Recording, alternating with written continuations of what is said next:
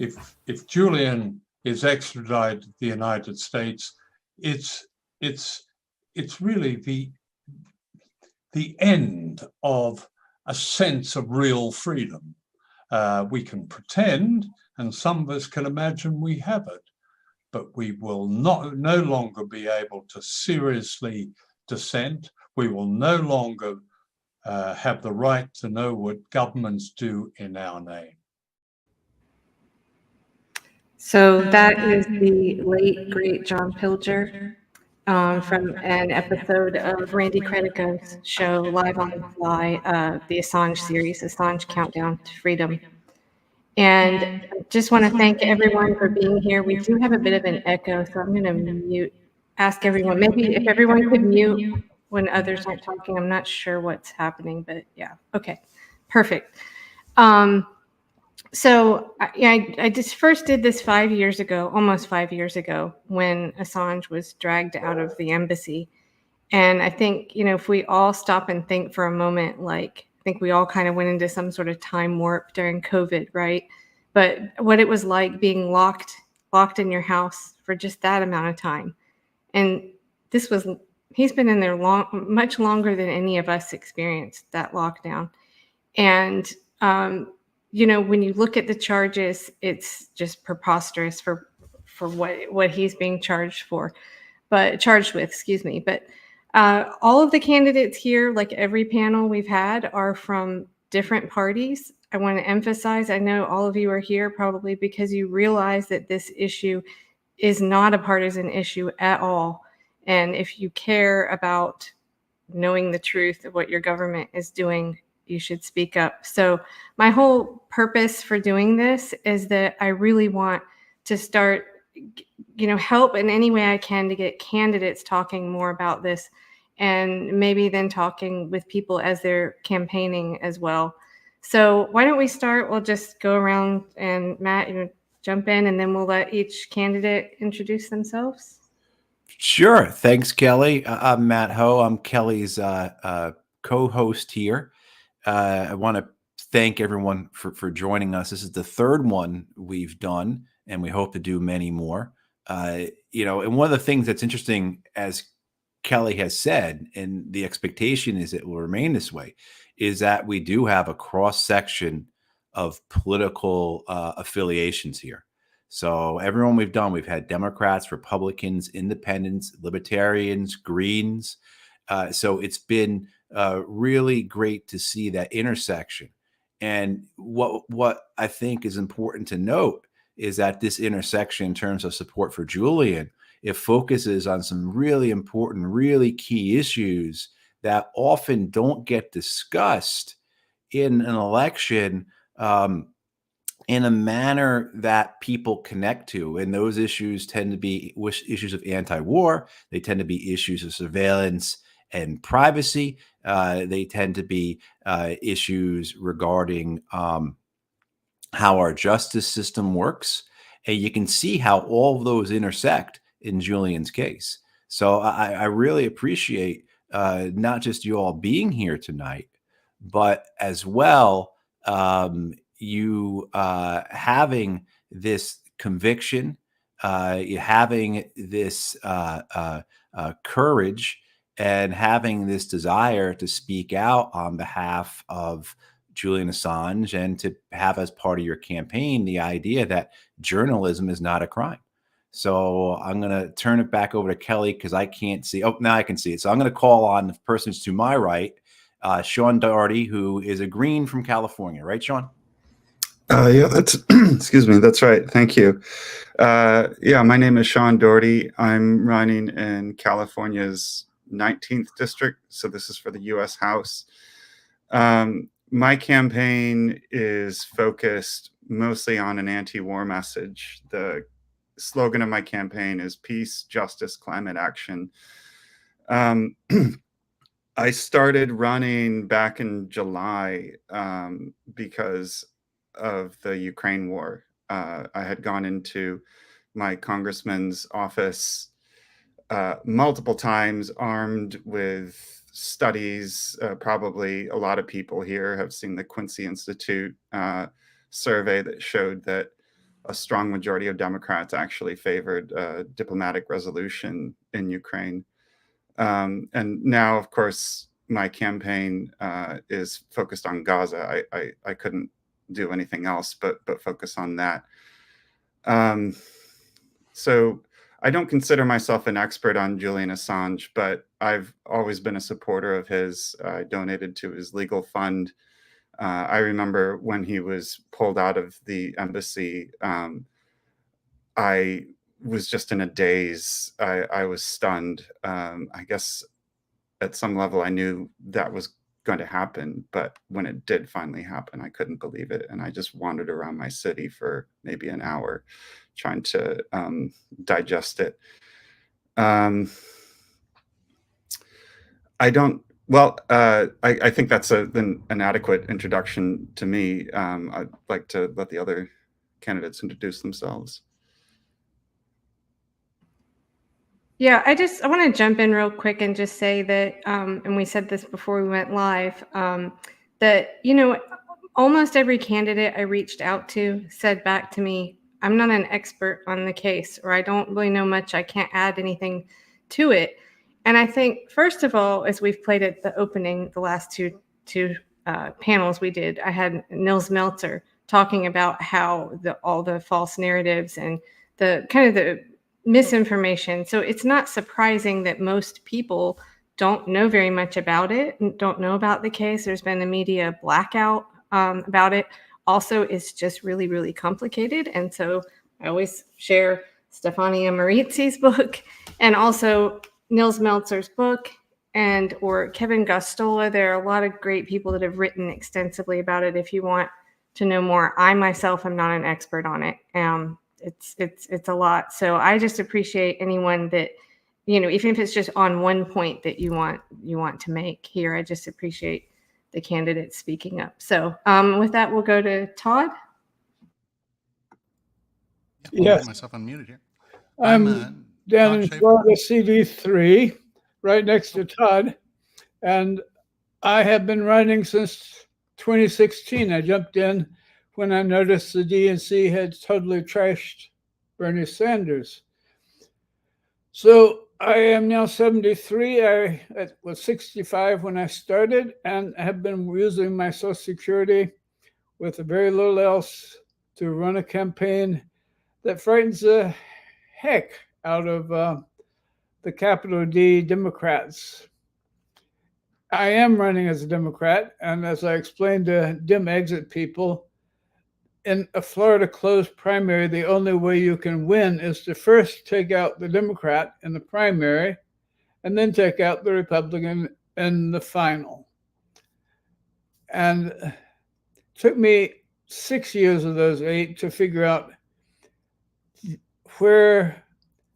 that there was something we could do about the nexus of all evil. And the nexus of all evil is the Supreme Court in the United States. Other countries, the US has imposed horrible constitutions upon, as in Chile, Argentina, Iraq, probably several others.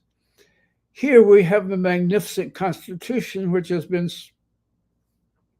shredded by unconstitutional precedents, which all the other judges then obey.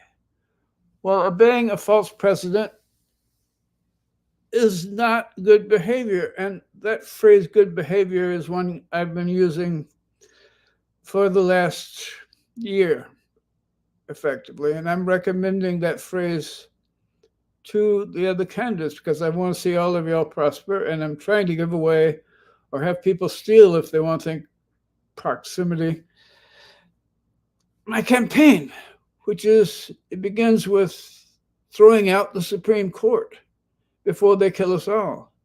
And today they gave another example of that, which remotely touches upon Assange's case, that yes, we will decide that Trump, it would be real extreme to remove his possibility of getting reelected just because of a little insurrection. That was basically today's result. But before that, they created the unique in the world. And I would welcome comments upon any of these issues. Unique in the world,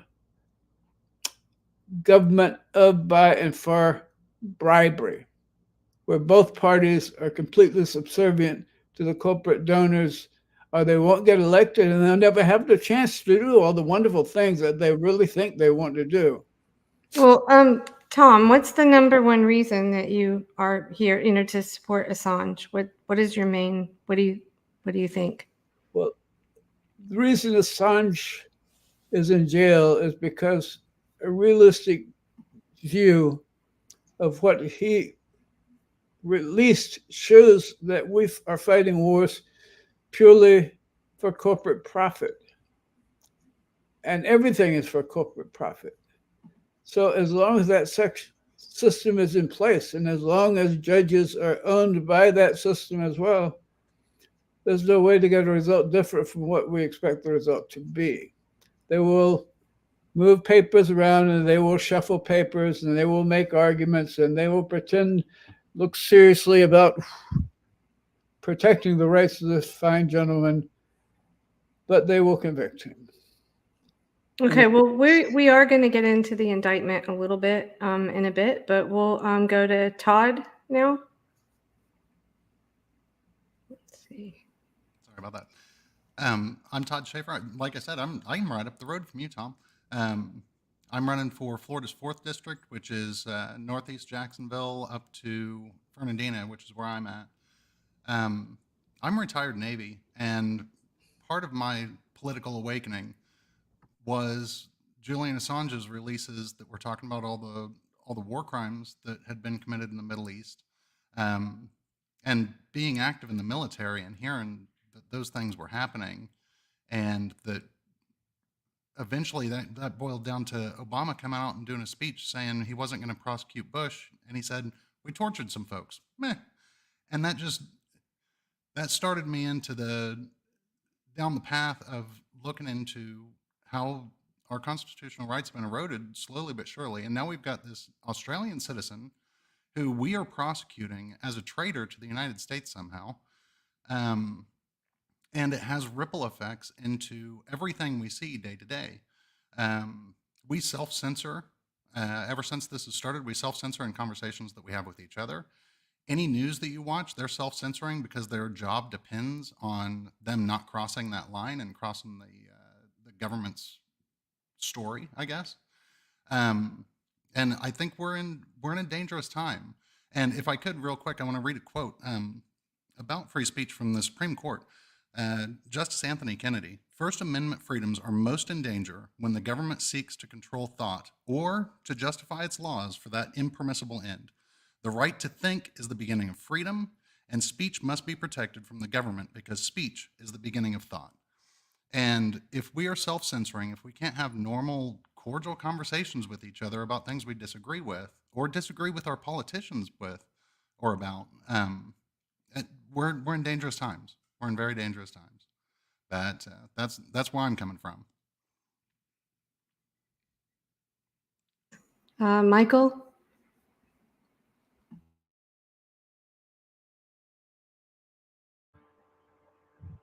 Oh. Hello, everyone. And first of all, I want to thank, am I on now, Kelly? Yes, I want to thank you for the invitation. And Matt, thank you also for the invitation. And it's an honor to be here. I'm Michael Dublin of the North Carolina Green Party, and I'm running for the U.S. House of Representatives from NC Congressional District 2. I am not an expert as I relate to Kelly, yet she still encouraged me to come on. And I guess my angle, as I think about our First Amendment rights, freedom of speech, freedom of religion, and being a teacher, a middle school teacher, social studies teacher, this is something that we in the curriculum. But it's something that, in my life, in my history, I've been aware of. Not everybody having First Amendment rights. And I mean, part of that has been an African American growing up in the South, so that ties into it, and been taught some of the things that happened during the civil rights movement with the government wiretapping a lot of the civil rights leaders, and also just being aware of when the military-industrial complex cranks up. And it didn't just start recently. You can go back to the 1917, the Sedition Acts, and where it was, you get arrested just for speaking against the war effort. That goes into World War II. Whenever, again, the military-industrial complex in the United States cranks up, and again, as I said before, into the civil rights movement. And for those of us that lived through the Cold War, we know there are some things that we couldn't talk about. I know in North Carolina, even until recently, I'm really gonna go back on you guys. It was hard to find information about what happened in 1898 in Wilmington, North Carolina, when there was a coup and the Democrats overthrew a duly elected government in that city. And finding information about that incident was difficult, at least for the next 80 or so years, because of the government cover-up. So this is a pattern that's been going on for a long, long time. So when it came to Julian Assange, I first heard about it through the WikiLeaks incidents, and for me, it did not surprise me because, as I said, this type of behavior historically was put in, action by our government. And so, as I look more into it, nothing surprised me about the government, putting in a fake case, building up, fake evidence, making up stories about someone, with the quote unquote rape charges and all these other things that were trumped up against him. And for me, I think that's par for the course for our government. And so that's why, I'm running as a Green Party member. I am the Green Party. I am a member of the Green Party, I should say. I grew up as a Democrat, as many African Americans in the South did. Then later on, I saw where the Democrats were becoming more pro-war, moving more to the right, not standing up for the workers, and giving empty problems for health care. And that's why I am running. I'm a member of the Green Party, and I'm running for Congressional District 2, U.S. House of Representatives. Thank you.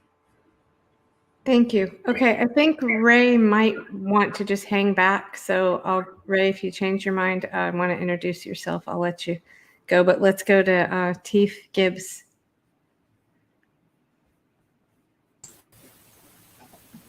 Hi, Teef Gibbs. I'm in California, running in the 2nd Congressional District.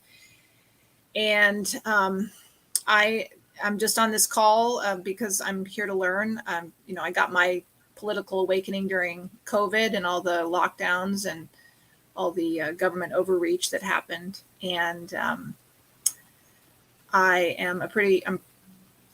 current administration is fighting for the right to censor us. And so I'm a pretty big supporter of the First Amendment. I'm a member of the California Rifle and Pistol Association. I'm endorsed by them. So I'm also an avid Second Amendment supporter. So that's why I'm here.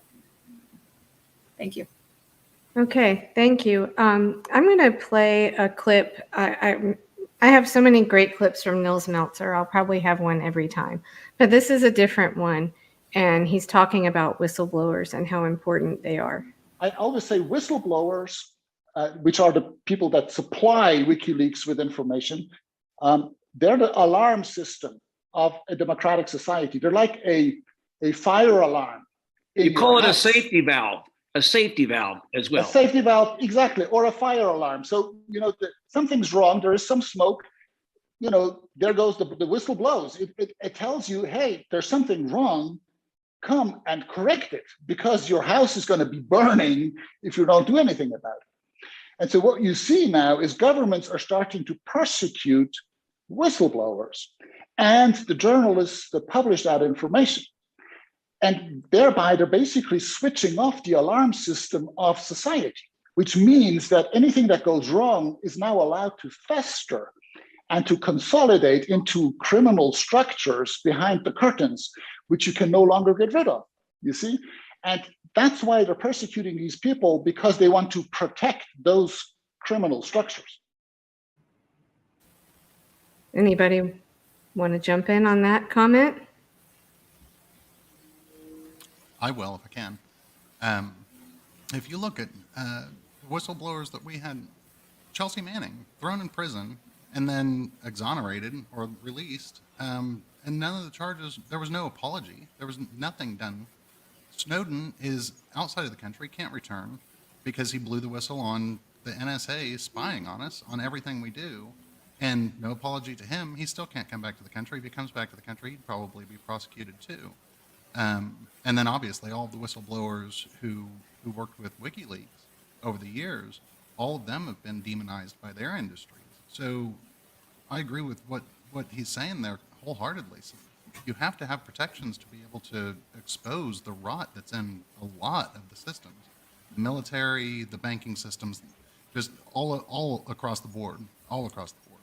And I'm sure there's people like even at the FDA, or people who are at the CDC, or I'm sure there's people who know all kinds of stuff, and they're scared because they see these prosecutions run rampant and ruin people's lives, so they're scared to come forward and say anything.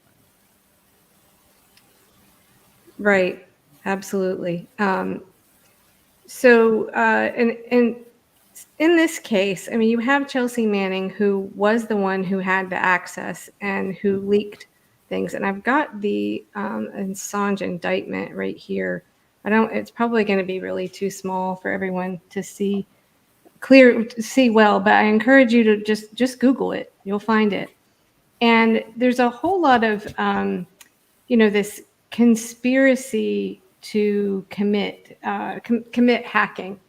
And I'll pull that another thing up in a minute on that. But the conspiracy to get information from Chelsea Manning, who is the one who actually, if you want to say broke any laws, it was Manning who had access to this and just gave it to WikiLeaks and they published it. But they're trying to criminalize journalism. I mean, it's normal. Journalists solicit information from sources all the time. And so they're trying to criminalize that effort. And also by this, let's see, I think it's on page 2 here. Actually, I'm going to pull up another slide. Matt, I'll let you take it for just a moment while I pull that one up. Sure. But I mean, some of the things like we hear from you all about why you're, again, taking this stand that you are doing, which is not what a lot of candidates are willing to do. It comes to these same issues again of censorship, of the public's right to know, of an individual's right to speak, and the tools that are then used against them, the fear. But then also what we hear too, and I'm hearing tonight as well, is you all are identifying that this is just not about foreign policy. This is just not about national security. If anyone thinks that if Julian Assange is brought to the U.S. and is convicted, that the federal government is only going to use it in cases regarding things that happen overseas or foreign policy or national security, you're crazy, right? Because we've already seen it this past week with the gentleman who revealed those tax returns, the IRS whistleblower, receiving 5 years in prison.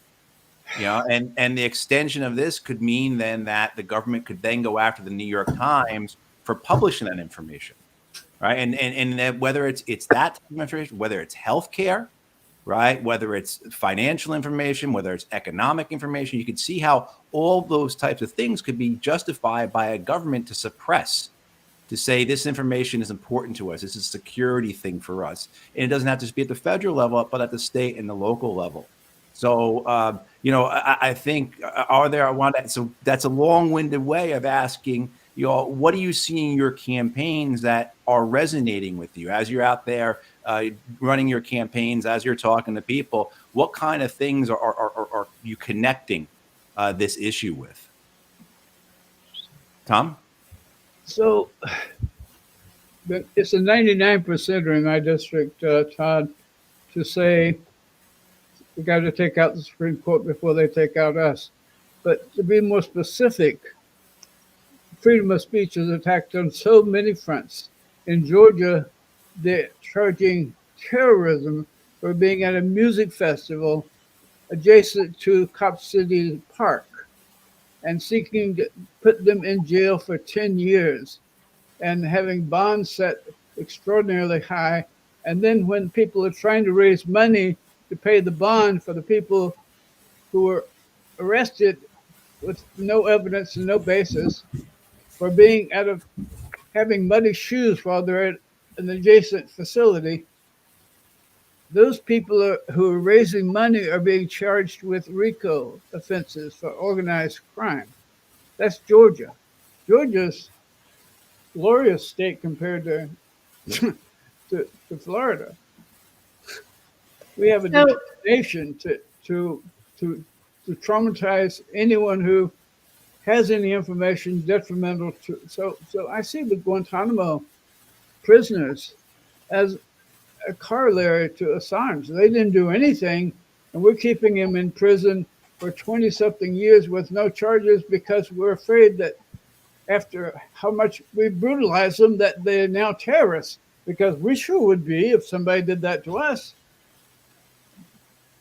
Well, did you know, speaking of draconian laws here, okay, so I wanted to share this tweet here. Every time I tweet anything, this nice guy somewhere in North Carolina responds with, please call Congress. And I do want to emphasize right now that you should, I mean, we're showing these candidates here as an alternative to the ones that are in office now that won't stand up for Assange. But this is, I mean, we're less than 2 weeks away from day X and his last hearing. So I do want to share that. Please call your current members of Congress, 202-224-3121, or, just Google the exact office where you need to call and tell them to sign HRES 934 to drop charges. But anyway, at the top of this tweet here, and this is a story I saw from Kevin Gostola on the Espionage Act, and this was just terrifying. I thought, oh my God. They're currently treating just the use of privacy tools, like, I don't know, a VPN, just using IT security tools as evidence of criminality. So that's kind of where we are. And I feel like there's there are just a lot of people that aren't aware that this is happening. Yes, please jump in. Just a quick point. I was on Twitter this morning and I saw a post from a lawyer who was suggesting that Tucker Carlson could be potentially charged under the Espionage Act for his trip to Moscow in order to interview Vladimir Putin. And I'm afraid that we're going to see more of that. There's been this, I think, from Assange, this chilling effect in the media, where journalists are afraid to speak out against the narrative pushed by the establishment. I think that maybe we wouldn't have gone into the war with Ukraine if journalists hadn't been afraid to talk about the history of Ukraine. What happened before the Russian invasion. And that's all. Yeah, well, a lot of the clips, as you know, that I show are from Randy Credico's show. And one of my favorite series that he did was not too long ago with author Adam Hochschild. And if you're interested, please go check it out. I did an extensive slideshow to go along with this interview. But he wrote American Midnight, and it's all about the Espionage Act, and it goes, tells the story of all this suppressing dissent using the Espionage Act back in 1917. It's a fascinating. Get the book obviously, but if you want to watch the interviews, there are 2 on Live on the Fly with Adam Hochschild. So it's not anything new. I think just most of us don't know that this is there and how this could be used against us. And, another thing that I really noticed in reaching out to candidates this time, it's been a while since I've done that work. And previously it was right after Bernie ran, and the organization that I worked with, it was an anti-corruption contract organization. And we had a lot of what I would call small d Democrats. And I can't find very many of those now. And I think when I first started this, the first 2 that we did, I kind of cringed when anybody would say anything partisan, because I'm trying really hard to just show that it doesn't matter what party you're with, that this affects everyone. But it's the giant elephant in the room that there aren't that many Democrats. I had one that was interested, and then their campaign manager stepped in and put the stop to that. So that leaves me with my next clip, which I think I shared with our Democrat on the call here. And this is another one of Randy's, a clip from another one of his great interviews. But this is Stephen Kinzer, and I gave him a little quick introduction here. But this explains why we don't have that many Democrats on board with this issue. And I hope we can break through that and make them understand that this is really about transparency in government. Stephen Kinzer, award-winning journalist, author, and former New York Times foreign correspondent for more than 20 years, has written several books that tell the true stories of U.S. actions abroad throughout history and pull the curtain back on powerful actors in the U.S. Go to StephenKinzer.com and also check out Randy Credico's interviews with him. Do you surmise that it's the CIA that is the driving force behind the persecution of Assange? I'm not so sure that it's the key force. I really think that there were a group of American politicians led by Hillary Clinton who were very embarrassed and humiliated by Julian Assange revealing what hypocrites they were and what lawbreakers they were. Her lies were revealed by Julian Assange. So I think she and the whole American political establishment, which Hillary Clinton represents, have a bitterness against Assange. And it really is a classic case where the people who commit the crime are scot-free and respected citizens, and those who reveal the crimes are persecuted. That is the essential perversion of the Assange case. I completely agree with you on its importance. They have been torturing this guy. There's no other word for it. They have tried to destroy him, and they may be very close to doing that. Now they want to try to bring him here and put him in one of the world's most highest security and harshest prisons.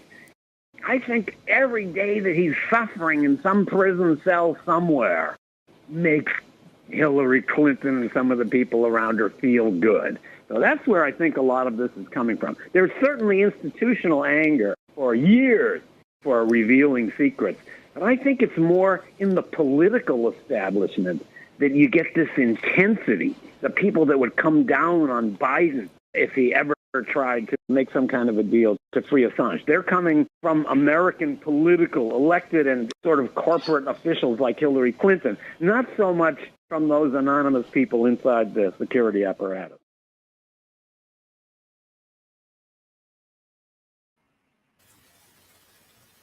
Anyone want to comment on that? Well, Yeah, if I can jump in on this. Go ahead. If I can.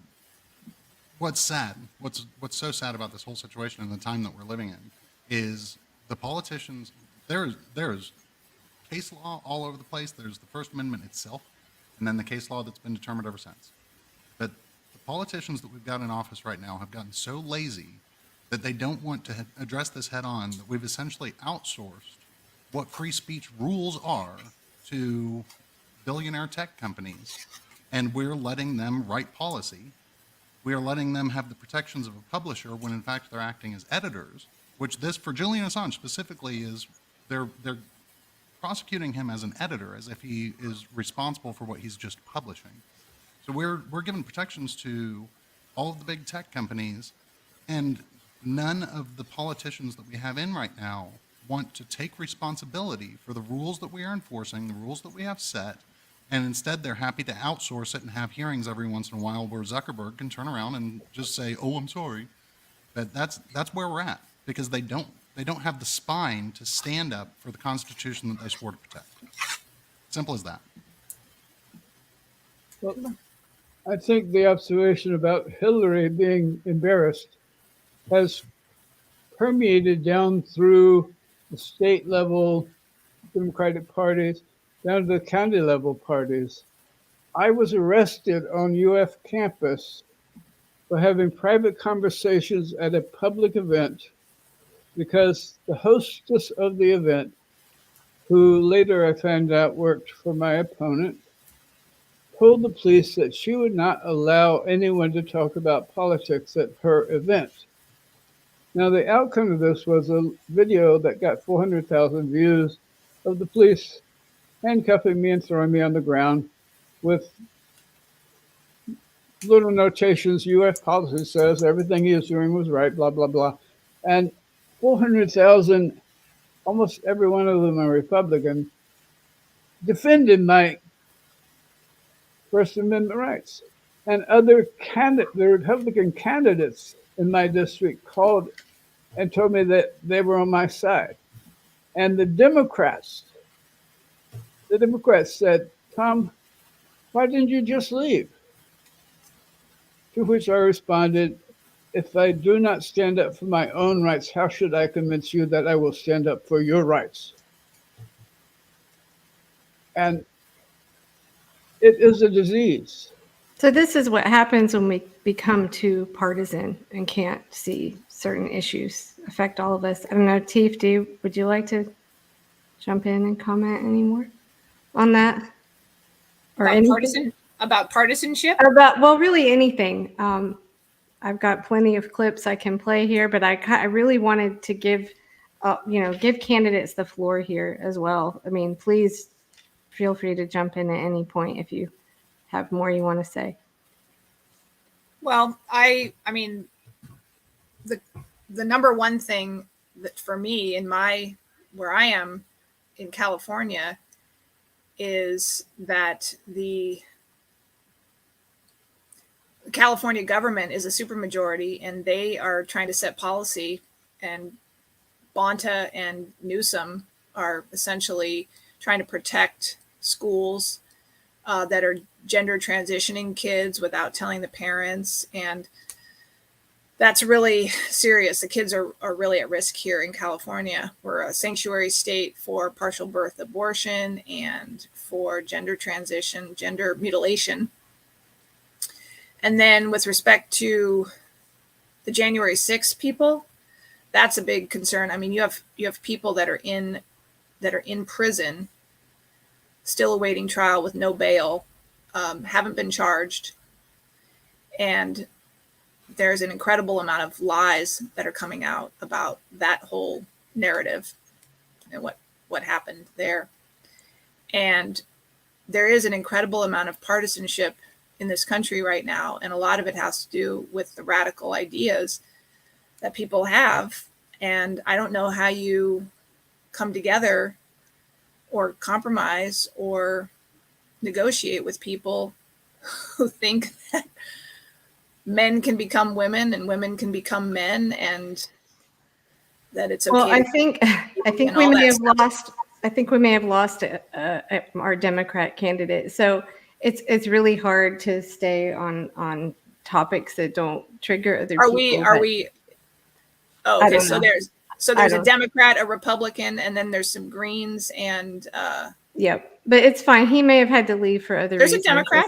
Isn't Tom Wells a Democrat? Yes, we had two. I think he may have had to leave for another reason. It's not a problem. It's just that's been. I didn't like what he said, but I'm still here. Right. Exactly. Right. It is hard to stay on one topic, though, I think, and that's what's been so hard in getting Well, candidates. I wish we could all look at the Constitution and all agree on what the Constitution means. And I think what we're experiencing here is that we're not doing that. We all have a different interpretation of what it means to have freedom of speech or what it means to have the right to bear arms. So that's where our differences are coming from. Right. And I think that it's Constitution. fueled by when you are, just see your side as against the other side, then you end up going maybe against something you were for before, just because it's a total team sports mentality. But I know everyone here realizes that. But Sean, you wanted to say something as well.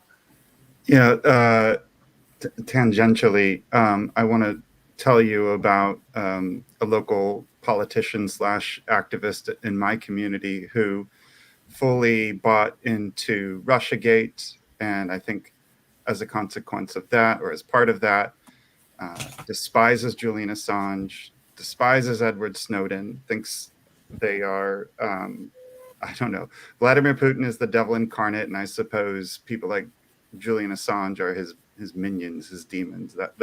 That's the impression I've gotten from her. And so she and I haven't seen eye to eye on any of that, of course. But I just want to, and I think that was for purely partisan reasons. I think she is a Democrat. She identifies very strongly with the Democratic Party, and she believes that only the Democratic Party can save this country. And so she'll fight tooth and nail against any perceived threat to the party. But, and I apologize, I see everything through the lens of war, through Gaza, through Ukraine, but she has a public forum. I want to reveal her identity. I'm not trying to embarrass anybody, but she has a very public forum, and because of Gaza, and because she feels so strongly about what's happening in Gaza, and she's so upset with what the Democratic Party as an institution is doing, the way that the Democratic Party as an institution has supported what is happening in Gaza, she is now supporting my campaign. And she's even flying my yard sign, and she is now inviting me onto her public forum, and she's inviting other people with big public forums, radio shows, et cetera, to bring me on. I think, and I'm just suggesting that this may be a point of leverage. I think that specifically what's happening in Gaza, and I don't know, maybe some people in the room don't agree with this, but to me, it's very clear that what's happening in Gaza is a genocide. And I think something like 50% of 2020 Biden voters also think that. And in some ways, I think it may be breaking the spell. So she's at least now able to look past my support for Assange in order to talk to me about Gaza. But I think that it may be, like, let's just say, a gateway into changing their thinking on some of these other things. Like this party that's been complicit in genocide, maybe it's wrong about some of these other important issues as well. I'm seeing some cracks. So that's absolutely. Oh, don't think when I pull you off, if you're on solo and I move you back, keep talking. I'm just trying to get up my next slide here. But I think you're right. I mean, my daughter's 19, and I think we live in a very blue area, and I think she's seeing that as well. And from what I hear from her, a lot of younger people it is, as you said, breaking the spell, and not just younger people. But I'm sorry that we lost our other Democrat. I really appreciate him coming. And that has been the biggest challenge, is in my reaching out to Democrats. And I'm afraid a lot of people are going to wake up and realize that they ushered in these terrible, like, mass surveillance and censorship and all of this stuff because they were blinded by a party. And I think that's just really, I don't know. It's very frustrating to deal with. And on that note, I've got the perfect other Meltzer clip here. It was just one of my favorite interviews with him, and it's 3 minutes, so bear with me, but it's about the psychology of denial. It's really interesting. in order to divert attention away from the monumental revelations made by WikiLeaks that prove, these hundreds of thousands of documents that prove that it's not that, the rule of law and democracy is threatened. What we can see here is that by and large, it has already been kind of neutralized. There is a parallel universe where intelligence services are cooperating behind the backs of their own parliaments and their own people. And the diplomatic cables give ample evidence for this. And in order to divert attention from the war crimes and that corruption and the torture, it's a well-known technique. You just, take the spotlight and put it on the individual and say, here's a traitor, a rapist, he doesn't feed his cat. You make a simplified, juicy story that the average citizen can understand and can handle, because now he has a scapegoat he can blame, and then the rest of the system remains untouched. So the elephant in the room disappears, vanishes somehow in the shadows. It's very irritating to see that the public allows this to happen. But this is just human nature. This case even triggered my interest so strongly that I studied this together with a neuroscientist and a social psychologist and submitted a report to the UN General Assembly on the neurobiology and the social psychology of precisely this pattern of denial. We human beings, Randy, you and I, Daniel, Angela, all of us, we don't like to receive uncomfortable news. So if we hear something that we don't like, we have almost, biologically an instinct to deny it, to push it away if we can. That's our biological functioning operating system. That's just the way we are. And this is being exploited because by the leaders of the countries, because if you accept that the system is corrupt, well, what does that mean? It means you have to change the system. Well, that's complicated. That's difficult. It's a lot of work. That's uncomfortable. You don't know how to do it. So actually, you're relieved when you can just blame Assange. You see? Yeah. It's the easy way out that everybody likes, because now we can blame somebody and we don't have to worry about the system. And unfortunately, that's very much a reality until people suffer so much, like French Revolution or so, that they have to react and rebel against the powerful. When it becomes more painful to remain passive than to actually rebel, then they react. So pretty powerful stuff from Meltzer there. So I wish Ray, I'm going to send him a clip of this part because he left, but that's okay. So I wanted to give a huge shout out to someone named Paula who works with Assange Defense Boston, and go to her Twitter. I believe it's at Pluseal. I'll have to double check that. Or go to Assange Defense Boston. You can find this. But she has put together this evidence files, which I intend to deliver in person, as many as I can, although it's like 100 pages, to congressional offices personally. I'm going to do that next week. But she compiled all of this, and it is just phenomenal. And I encourage you to share this with anyone that has questions about the case and wants to know, the facts of the case, not everyone's opinion, but the facts of the case. So on that note, I wanted to get into this about the evidence. So the U.S. Department of Justice has charged Assange with conspiracy to commit computer intrusion. And this is really important for a couple of reasons. But number one, he's got this, he's been accused of being a hacker, and that's what a lot of people think.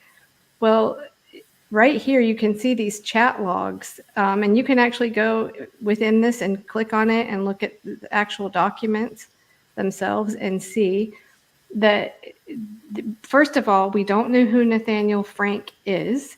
And even if that is Assange, it shows right here that Manning never was able to get into the system and hide her identity. So that you'll have it's complicated. You have to sort of dig in a little bit here, but the accusation was that Assange helped hack. There is zero evidence of that. And in fact, everything here tells you that they have come out and said, in the hearing, let's see, go down here. Okay. Assange was not identified as the person Manning was talking to. Manning already had access to all the files she leaked. There is no evidence the password hash Manning asked for help with was cracked. Cracking the password was not technically possible. This is the most important point, and it was conceded by the prosecution. The password could not confer anonymity, and it is likely the password was for uploading software for entertainment.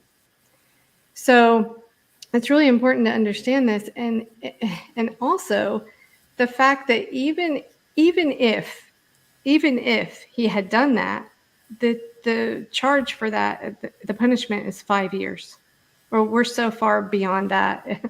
So anyway, please go and check out Paula's evidence files. It's phenomenal. It's everything you need to know about the case.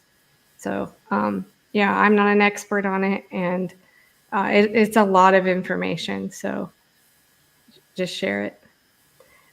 So let's see. We're coming up on an hour. I did have one more clip. Go ahead, Michael.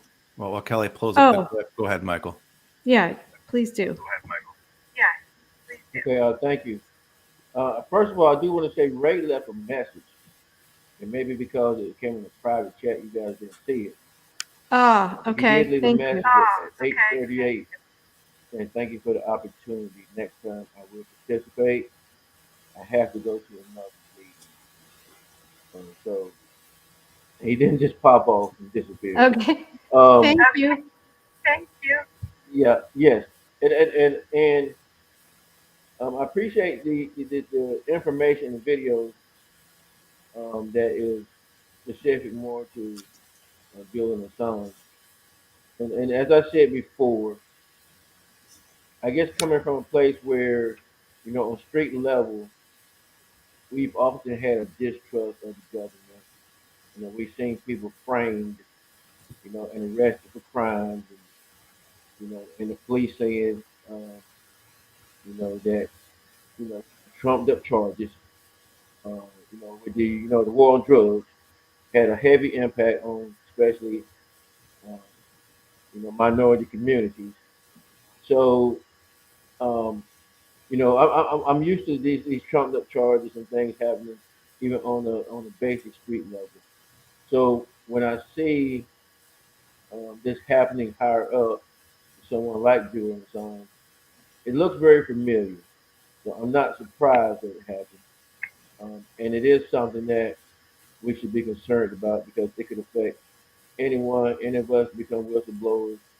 If you go against, the government, you run that risk. I mean, the people that the 60s and Dr. Kings and the Malcolm X's and all those, they ran that risk when they went against the government, the establishment of getting trumped up charges when they were trying to say, well, this is what's going on. And so I see that this situation, even though I didn't know all the facts about Julian Assange's case, and I'm not an expert, it is a continuation of a pattern that I've seen over and over. Thank you. Right. I mean, it's like until it happens to you or your team, maybe you don't recognize it.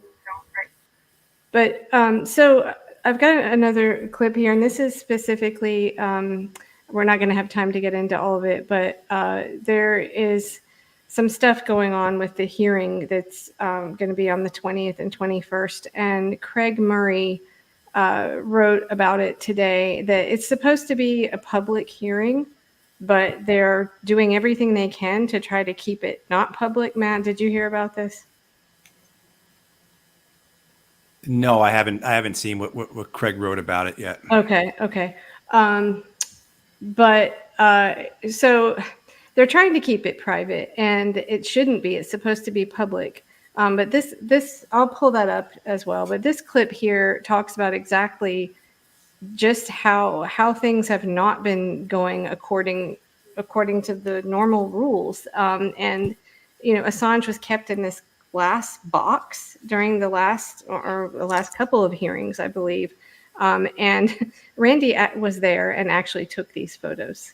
So, but he's talking about it here with George Galloway. We have a photo here of what it looked like, Julian Assange. You look at him in a glass cage, a bulletproof glass cage, and look at what you see 50 years earlier, 60 years earlier. It's almost the same situation in Tel Aviv with Eichmann. All right? Eichmann actually had access to his lawyers in the courtroom and was treated better than Julian Assange. And he's the mastermind of the Holocaust. All right.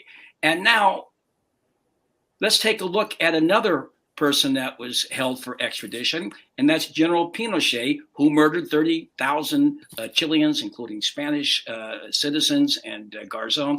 This is him under house arrest. Look at that. Tough conditions, huh? With Maggie Thatcher. The comparison with Eichmann is particularly chilling. And it's one of the things I genuinely don't understand about this whole situation with Julian in Britain. Even if Britain had already decided that they were going to accept the demands of the United States and eventually deport into a supermax in the US, this whistleblower, this publisher, this journalist, I don't quite understand why they have chosen to be so utterly beastly about the whole affair. There's no reason for him to be in a glass case. He's accused of having published documents. He's not a terrorist or a murderer. He's not a war criminal. So why keep him in those circumstances? Why strip search him 9 times in one morning on the way to court? Yeah. So, brutalization. Aaron Swartz got permission to download documents from a database. He downloaded a lot of them. They charged him with downloading too many and put him in jail. They threatened him with 30 years in jail. He committed suicide. One of the brilliant minds of that generation. Sorry to jump in. Yeah. So, I mean, this is what, if people start knowing the truth about this case, then this is all going to fall apart. And they've counted on, the powers that be, counted on people not knowing, not understanding. And so, yes, Craig Murray, you can go to craigmurray.org/.uk, State Secrecy and Public Hearings Part 1. So, again, it's supposed to be public, but this is what they're ordering here. You have to send an email. You have to show that you're okay. Here we go. Rules for third-party observers. You're being given remote access to a public court hearing. Do not share your link without permission. The link must only be used by someone else if it has approved by the court. Anyway, so people have been sending emails, and they've received so many emails that they're now showing that they're getting responses back saying, we have too many emails, we'll respond back in 5 days. So I've been kind of looking into a way around that. I think maybe people could start emailing every associated email address with that court instead of just this one. And I think people should email also the Department of Justice.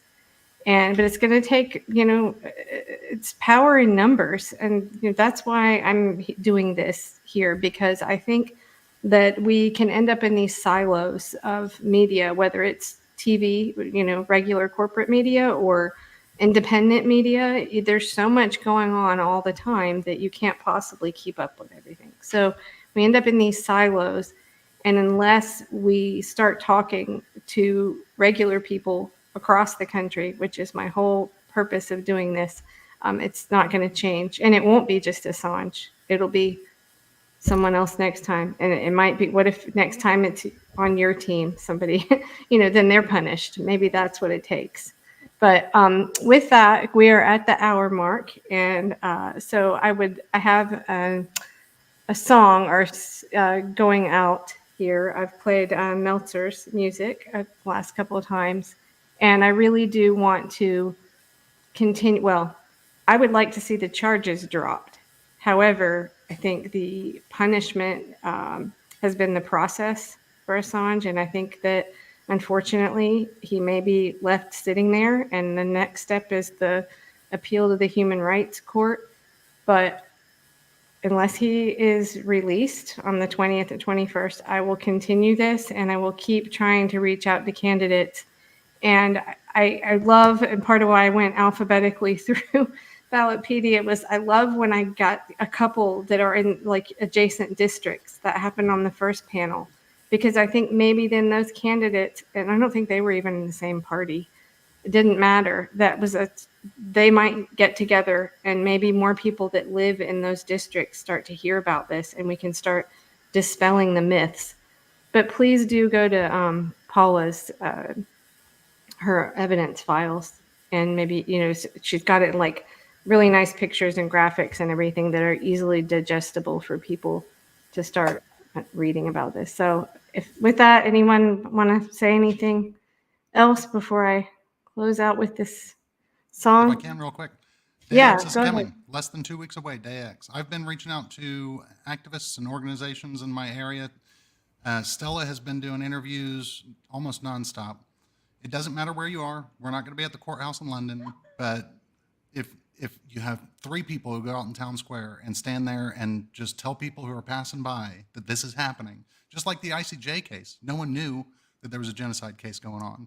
So just being out there, getting the word out that this is happening, that this groundbreaking trial is occurring, is more than Stella has asked for, is just get the word out there. Absolutely. Yeah, absolutely. And the other thing is to remind people to call your members of Congress, tell them to support House Resolution 934, McGovern Gosar, but 934, and have your members of Congress understand that this is an issue that they can't be in denial of. I think that Meltzer clip is probably my favorite one of all the ones you put up, Kelly. That Meltzer one about denial is so important because it helps explain why you see our politicians denying this is happening, why you see journalists in the U.S. denying this is happening. So, that said, Meltzer also talks about being willing to change the system, which is something that all of you are committed to do through your candidacy. So I want to thank you for that courage, that commitment, that conviction. And, thank you for joining us tonight and for supporting Julian Assange and press freedom. If you thought you saw your freedom, it was truly a mirage. Freedom's locked a cell away from Julian Assange. Our First Amendment rights are by his side behind bars, and the next voices silenced will be ours. Rest assured, democracy is rotting in the dark. Rest assured, we vilified dissenters, pushed out black renters, and tore down their housing just to build a little urban park. God, I tell you, old America really knows how to leave its mark. Blaze a trail, leave 100 scars. Rip your free speech out your throat, demonize the man who told you it was so, and leave him freezing in a cell in Belmarsh. Perpetually awaiting extradition. Thrown to the wolves of claustrophobia and malnutrition. And all that we can hope is that we catch Uncle Joe in a fleeting lucid moment of his flickering senile fascist mission. That maybe we could trick him into thinking Julian is just some sweet blonde middle school Christian, and she got mixed up with a few bad apples, slapped with some charges, and thrown into prison. Joe would set him free without a moment's hesitation under one condition: that he can sniff her hair before she goes back to school and he goes back to business.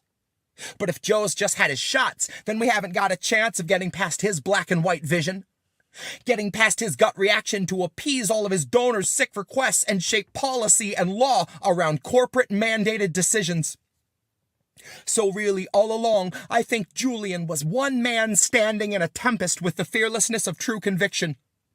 And if his is the only conviction we see after he shed a light on this country's most poisonous schemes all come to fruition, and we all collectively stare at the ground because we felt like our hands were too tied beyond signing petitions, while he's tortured to death for attempting to warn and enlighten admittedly not quite the brightest of citizens, and half of this country just won't take the time to uncover the truth, or they just don't mind, so they're quick to dismiss it and say it's a difficult position.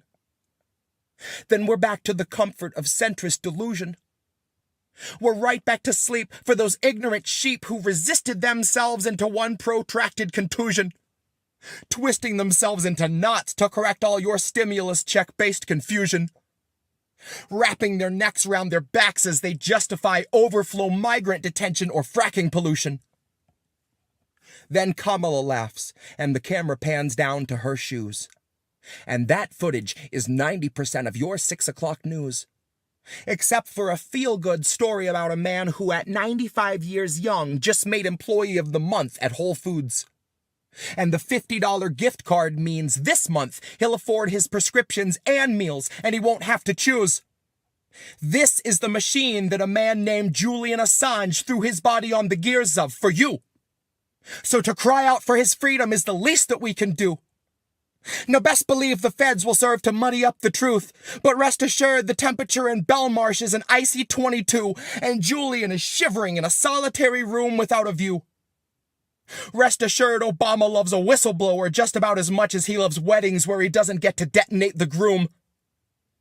Rest assured Obama bought the plot where all our First Amendment rights are gonna rot and demanded that they carve his smiling likeness on the tomb. So that when you come to pay respects to your free speech rights and a somber feeling hits you and you look up to the sky, the answer will be staring you right in the eyes to the questions of why and of who. So if you thought you saw your freedom, then they wanted you to. Human rights are mutable, and Julian is proof. Our First Amendment rights are stuck in solitary too. And the next voice silent might be you.